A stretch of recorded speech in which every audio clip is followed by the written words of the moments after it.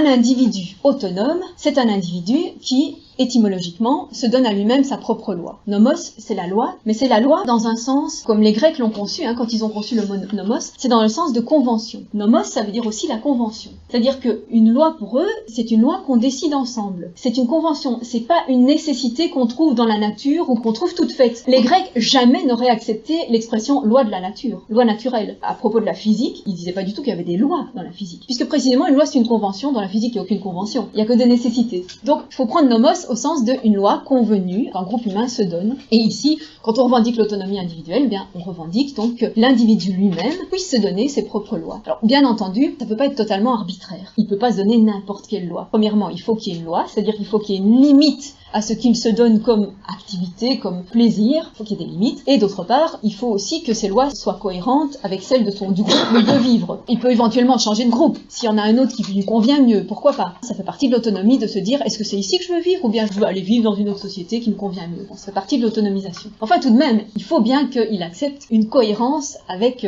des lois existantes chez les autres. Mais enfin, l'important c'est qu'ils ne reçoivent pas toutes ces injonctions, c'est-à-dire toute la régulation de ces activités uniquement de l'extérieur, sans les reprendre lui-même, sans les réfléchir, sans les accepter volontairement, sciemment, consciemment. Donc il ne faut pas avoir le fantasme d'un individu qui pourrait, si vous voulez, être autarcique par rapport à la société. Autonomie ne veut pas dire autarcie. C'est pas qu'il puisse être totalement indépendant, vivre seul, tirer tout de lui-même, comme si il pouvait refaire toute l'histoire de l'humanité en étant tout seul. Ça c'est un fantasme absurde. Et l'individu ne préexiste pas à la société, nécessairement il est formé par elle. Mais il y a deux manières de recevoir un héritage au moment où on est dans un groupe. Il y a une manière de le recevoir qui est purement passive, c'est-à-dire on reçoit et on ne critique pas ce qu'on reçoit, ou bien il y a cette manière active qui est je critique ce que je reçois, c'est-à-dire que je me demande si c'est vraiment ça que je veux recevoir ou pas. Et j'ai mon mot à dire et éventuellement je peux faire changer ce qu'on transmettra ensuite au suivant. Donc ça c'est deux manières qui sont extrêmement importantes et c'est pour ça aussi que c'est tellement important quand les enfants posent la question pourquoi. Ça donne un optimisme formidable par rapport à l'être humain. Le fait que spontanément, il y a un certain moment en tout cas de leur développement où ils posent tout le temps la question pourquoi. Et c'est extrêmement important cette question. Il faut surtout pas répondre parce que c'est comme ça. C'est le pire. Ça c'est l'hétéronomie en plein évidemment. Non, à la question pourquoi, c'est vrai qu'il y a beaucoup de sociétés qui répondent parce que c'est comme ça. C'est-à-dire que souvent, la société va invoquer une nécessité quelconque pour justifier qu'on fait comme ça et pas autrement.